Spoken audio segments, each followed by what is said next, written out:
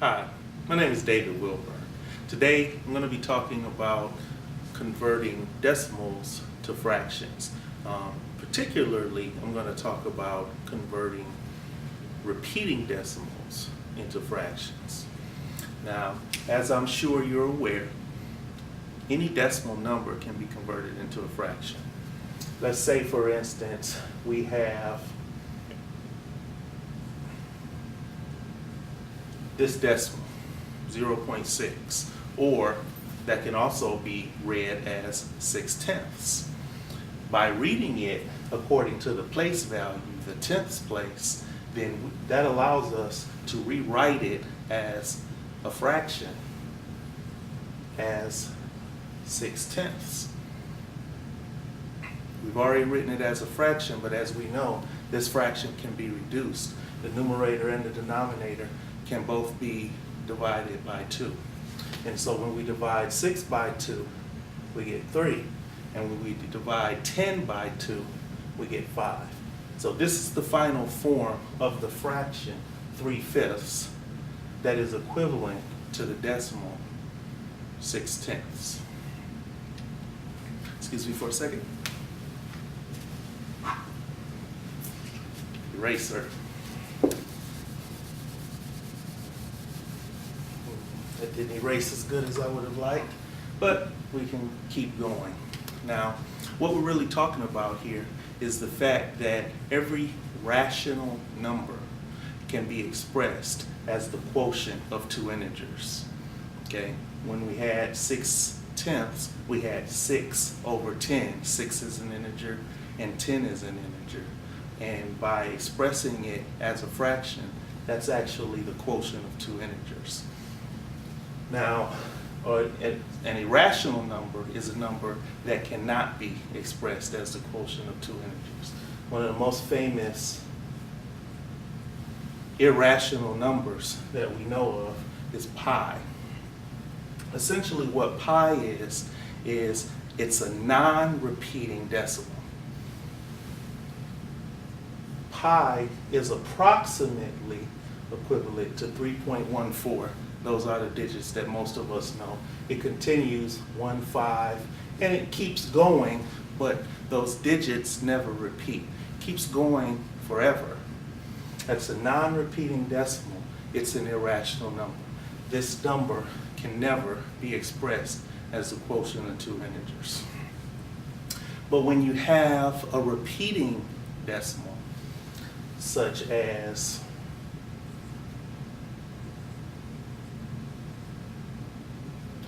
or you can write it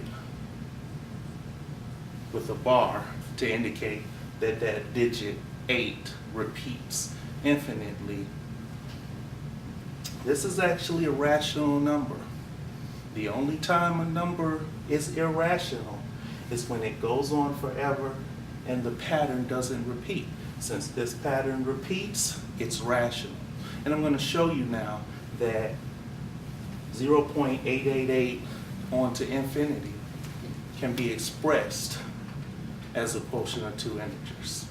What we're going to do is we're going to do an algebraic solution for this. We're going to define a variable, let x equal our repeating decimal. In this case, 0.888 forever. So that gives us an equation, x equals 0.888. Okay? We're going to multiply both sides of this equation by 10.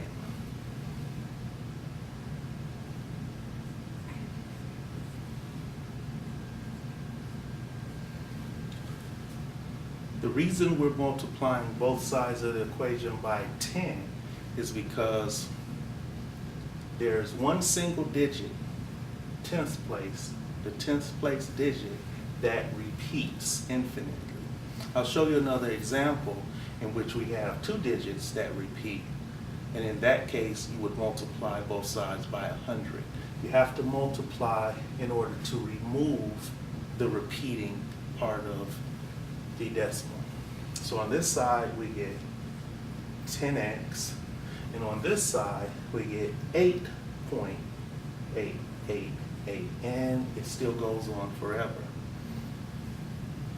Okay, now that we have this equation, we can subtract x from both sides.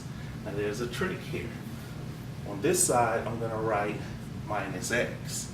But on this side, I'm going to subtract the value of x.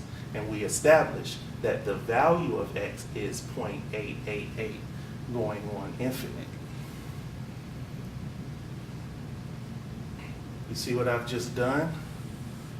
On this side, I'm left with 9x. And on the other side, I've actually removed the repeating part of the decimal. So I'm left with just 8. Now, solving for x is as simple as dividing both sides of the equation by 9. X equals 8/9. So I've just converted the fraction, I've just converted the decimal 0.888 into the fraction 8/9. So what if we have a repeating decimal that looks like this?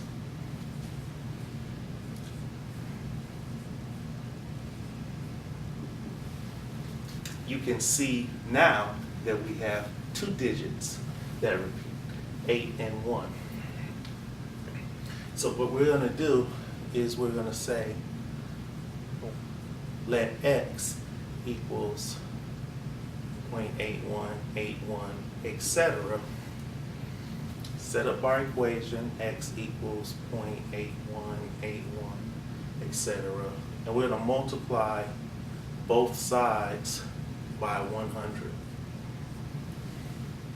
This is going to give me 100x on this side of the equation, and it's going to give me 81.8181 repeating on this side.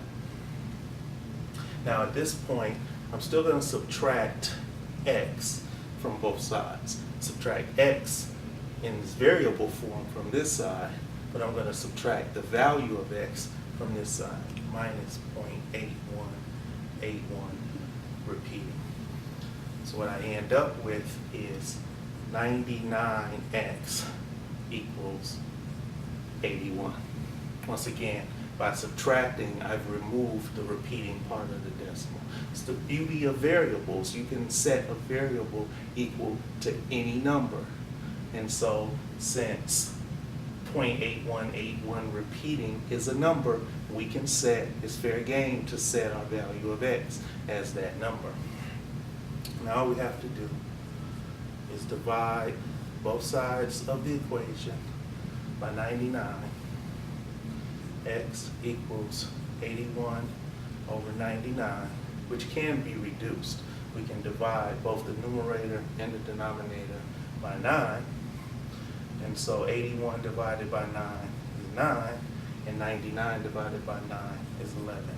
So we're left with the fraction 9/11. So we say that the decimal 0.8181 repeating is equal to the fraction 9/11. This is a question that I get a lot, and so I hope this video has been helpful. Thank you. Have a great day.